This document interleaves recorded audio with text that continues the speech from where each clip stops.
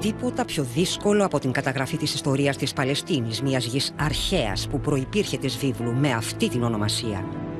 Οι λαοί που την κατοίκησαν και τα ονόματα που της δόθηκαν στο πέρασμα του χρόνου, πολλοί και πολλά. Αυτοκρατορίες εκεί κυριάρχησαν και εκεί κατέρευσαν, οι Ρωμαϊκοί, οι Οθωμανικοί. Και 3 θρησκείες, οι μονοθεϊστικές του σήμερα, Ιουδαϊσμός, Χριστιανισμός, Ισλάμ, εκεί έχουν τις ρίζες τους. Ας πιάσουμε όμως το νήμα από πολύ αργότερα, από τις αρχές του 1900. Τότε που συνθήκες και συμφέροντα διαμόρφωσαν την κατάσταση της βίας και του αίματος που οδήγησε στο σήμερα. These rugged limestone hills in a rift valley east of the Mediterranean Sea have a rich and storied past, from the Bible right up to the present. Different peoples give it different names: Palestine, Judea and Samaria. In 1917, Arthur Balfour, the British Foreign Secretary, typed a note that would change the face of the Middle East. The letter was a declaration of support for Zionists who wanted to create a Jewish state in the carve-up of the Ottoman Empire. After the First World War, the League of Nations gave Britain a mandate to rule Palestine.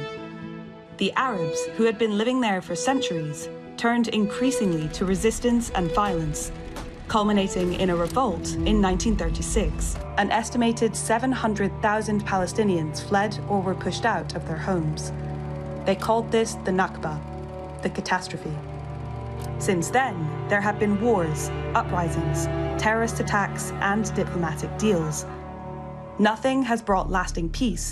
The modern Middle East began to take shape after the Second World War when the new United Nations decided to partition Palestine under a British mandate into a Jewish state and an Arab state. Israel was created. Arabs did not accept the partition, and in subsequent fighting, Israel took over more territory. And in the Six-Day War of 1967, Israel took control of still more land, including the West Bank, the Golan Heights, and from Egypt, the Gaza Strip and Sinai Peninsula.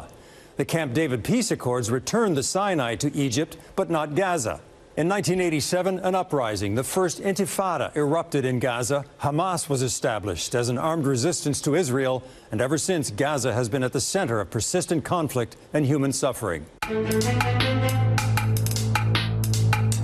Η δεκαετία του 1990 θα μπορούσε να είναι κομβική και λυτρωτική και για τους δύο λαούς, Ισραηλινούς και Παλαιστίνιους. Οι συμφωνίες του Όσλο που συνυπέγραψαν ο ηγέτης των Παλαιστινίων, Γιάσερ Αραφάτ, ο πρωθυπουργός του Ισραήλ, Σίμον Πέρες, και ο πρόεδρος του Ισραήλ, Γιτσάκ Ράμπιν, κατέληξαν σε ένα Νόμπελ ειρήνης.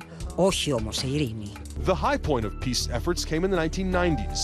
As part of a negotiated agreement, the Oslo Accords, the West Bank was divided into 3 areas. It was an arrangement only ever meant to be temporary, bridging the way to the establishment of a state of Palestine, also including Gaza and parts of Jerusalem, living side by side with the state of Israel. But it never happened. What we had agreed upon, that peace, real peace, far away of terrorism, of wars, for the sake of our new children. We want to live in peace with all our neighbors, including the Israelis. Αντί για ειρήνη ήρθε η δεύτερη Ιντιφάντα το 2000. Η κυριαρχία της Χαμάς που με εκλογές πλέον το 2006 κυβέρνησε και κυβερνά τη λωρίδα της Γάζας με σιδηρά γροθιά. Ο κύκλος του αίματος δεν έκλεισε ποτέ. Θυσίασε αυτόν δεκάδες χιλιάδες άνθρωποι και από τις δύο πλευρές. Χιλιάδες χρόνια τώρα, Εβραίοι, Ισραηλινοί και Παλαιστίνοι Άραβες δεν κατάφεραν να ζήσουν ειρηνικά στη γη που ανήκει και στους δύο. Δεν έγιναν ποτέ γείτονες, αλλά όμηροι, οι μεν των δε.